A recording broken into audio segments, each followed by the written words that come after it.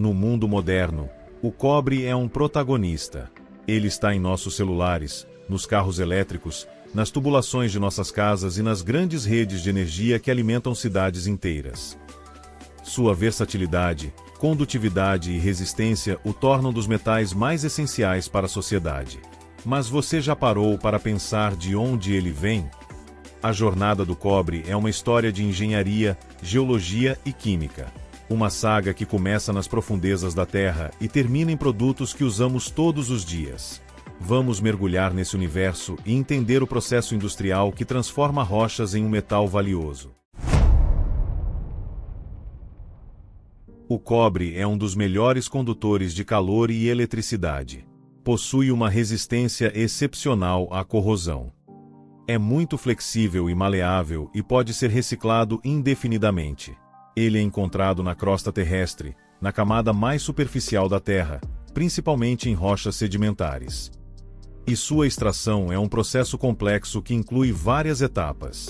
A primeira consiste em identificar áreas com potencial para depósitos de minério de cobre. Isso requer estudos geológicos, análise de amostras e técnicas de prospecção para encontrar locais onde o cobre esteja presente em concentrações economicamente viáveis. Quando uma mina de cobre é encontrada, tudo é preparado para iniciar a extração. Mas antes de chegar ao valioso minério, é necessário remover enormes camadas de material estéril. Em algumas áreas, o depósito mineral atinge 100 metros de profundidade, o que obriga o uso de maquinário colossal e toneladas de explosivos.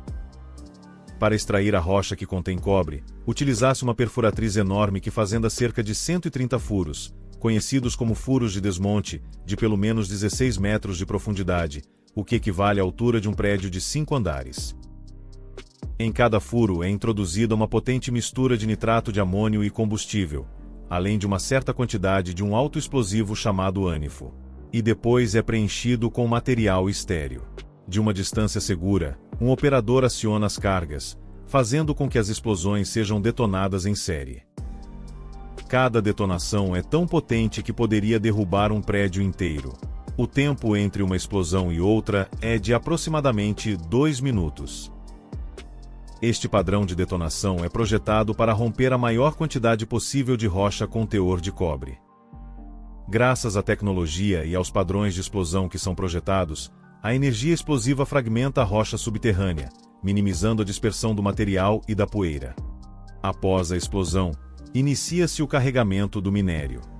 Máquinas gigantescas levantam o material com suas grandes conchas e o depositam em enormes caminhões de mineração. Para se obter 1 tonelada de cobre, extraem-se quase 200 toneladas de minério. As escavadeiras recolhem a rocha, levantando quase 80 toneladas de uma só vez. Essa rocha contém menos de 5% de cobre. Os caminhões medem quase 7 metros de altura. Como o tamanho de uma mina a céu aberto é enorme, sua operação é gerenciada a partir de um centro de controle que fica em uma torre como as de aeroportos, de onde se pode observar tudo o que acontece no terreno. Mas como uma rocha de minério se transforma em um dos metais mais usados do mundo? Liberar o cobre do minério requer diferentes técnicas, que variam se o minério é do tipo óxido ou sulfeto. Para processar o minério de óxido, as rochas são empilhadas em áreas especiais de lixiviação. O material é depositado na periferia da mina para iniciar o processo de lixiviação. Ali, elas são irrigadas com uma solução diluída de ácido sulfúrico. A solução é transferida para uma série de tanques com finas placas de cobre chamadas cátodos. Aplica-se uma corrente elétrica e os íons de cobre começam a se depositar nas placas. Em apenas 10 dias, cada uma atinge uma espessura de 2,5 centímetros. A pureza atinge quase 100%, o que é essencial se o cobre for utilizado para fabricar produtos elétricos. Para o minério sulfetado, o processo é diferente. As rochas são levadas para a planta de britagem, onde passam por uma série de britadores que reduzem seu tamanho até virarem fragmentos menores que 1 centímetro.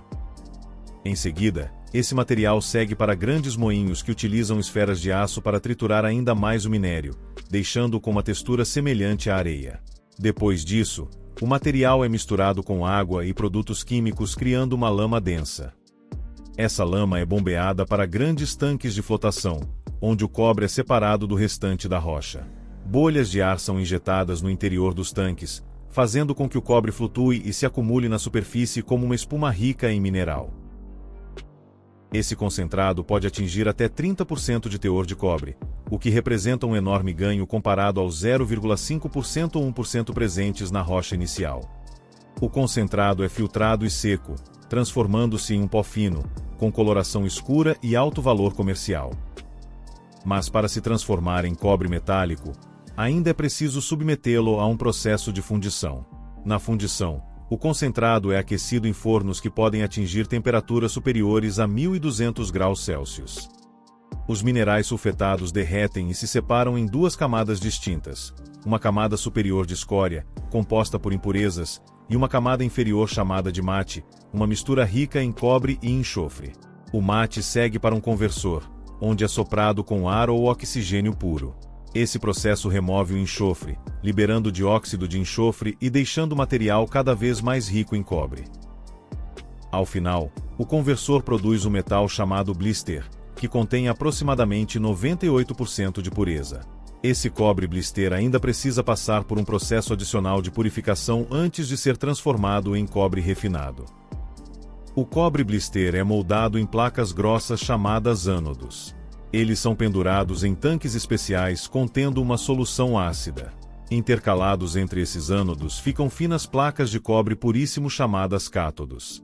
Quando a corrente elétrica é aplicada, os átomos de cobre dos ânodos se desprendem e migram pela solução, depositando-se nos cátodos.